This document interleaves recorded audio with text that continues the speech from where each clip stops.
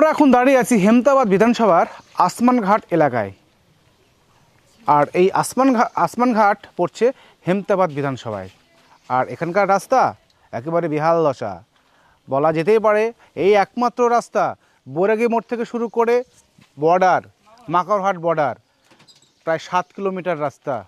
আর এই রাস্তা দিয়েই সাধারণ মানুষ থেকে বিএসএফরা যাতায়াত করতে হয় অনেক কষ্ট করে। আর বৃষ্টি হলেই তো রাস্তায় জল, আর জল মানেই একটা জলযন্ত্রের মধ্যে পড়তে হয়। আমি দেখানোর চেষ্টা করব। এই যে আপনারা দেখতে পাচ্ছেন যে রাস্তা রয়েছে,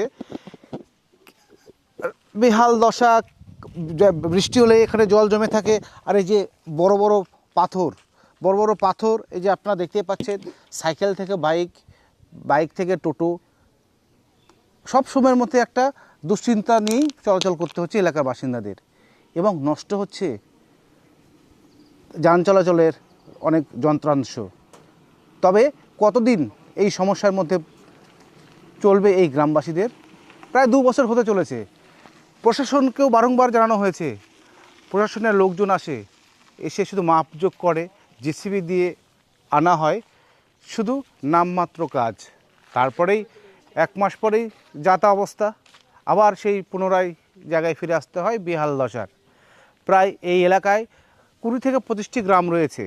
আর এই একমাত্র ভরসা এই রাস্তা। আর এই রাস্তা দিয়েই যেতে হয় হেমতাবাদ, রায়গঞ্জ, বা যদি চিকিৎসার ক্ষেত্রেও যেতে হয় তাহলে ভরসা একমাত্র এই রাস্তা। অনেক মুমূর্ষু রোগী যেতে হচ্ছে, প্রসূতি মাদের যেতে হচ্ছে। অনেক কষ্ট করে যখন রাস্তা দিয়ে টোটো বা গাড়িতে করে যাতায়াত করছে, তখন কিন্তু তাদের অনেক সমস্যার মধ্যে পড়তে হচ্ছে। দাবি জানিয়েছে অনেক জায়গায়, পঞ্চায়েত থেকে শুরু করে জেলা পরিষদ থেকে শুরু করে বিভিন্ন প্রশাসনিক মহলে।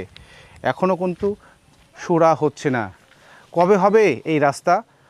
আর এই রাস্তার যন্ত্রণা থেকে কবে মুক্তি পাবে এই এলাকার বাসিন্দারা? আমরা কথা বলবো যারা এখানকার স্থানীয় বাসিন্দারা রয়েছে, তাদের সঙ্গে কথা বলার চেষ্টা করব। আপনার তো এখানে বাড়ি, তাই তো? এই যে বলছি, এই রাস্তা কতদিন থেকে খারাপ রয়েছে? 2-2.5 বছর হচ্ছে। আচ্ছা, কোনো সুরা হয় না? না।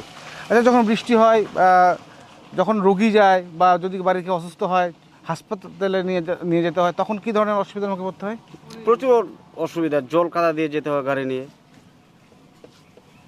মানে কষ্ট করে চলতে হচ্ছে? হ্যাঁ, পোল্ট্রি কষ্ট করে চলতে হচ্ছে। কি চাইছেন আপনারা? রাস্তাটা ভালো হোক, রাস্তার কাজ চাই। এখনো কোনো সুরা হচ্ছে, ও তো আসছে, জিসিবি দিয়ে পরিষ্কার করে, ঝাড় জঙ্গল করে পরিষ্কার করে দিচ্ছে, তারপরে আর কোনো খবরে নেই। আমরা কথা বলবো আরও এখানকার যারা স্থানীয় বাসিন্দারা রয়েছে, তাদের সঙ্গে আমরা কথা বলবো। দাদা, বলছি, এইটা তো একটা, এই রাস্তা দিয়েই বিএসএফ যাচ্ছে, বর্ডার রয়েছে, তারা এই যে যারা মানুষকে সুরক্ষা রাখছে, তাদের রাস্তা তো ভালো হওয়া উচিত। অবশ্যই। আমাদের এখান থেকে ভিতরে 7টা গ্রাম আছে, আর বর্ডারের সঙ্গে যুক্ত আছে। যেরকম সন্তরা বর্ডার, শিমুলডাঙ্গা বর্ডার, মাকড়হাট বর্ডার, এই 3টা বিএসএফ ক্যাম্প আছে এখান থেকে। আর পাশে চৈনগর বিএসএফ ক্যাম্প আছে। তো এই ক্যাম্পে যাওয়া আসা রাস্তা এটাই আছে। আর সামনে একটা আছে, তো ওইটা মোটামুটি ভালো আছে। ওটা চৈনগর ক্যাম্পে যাওয়া যায় শুধু। আর বাকি 3টা ক্যাম্পে এই রাস্তা দিয়ে যেতে হয়।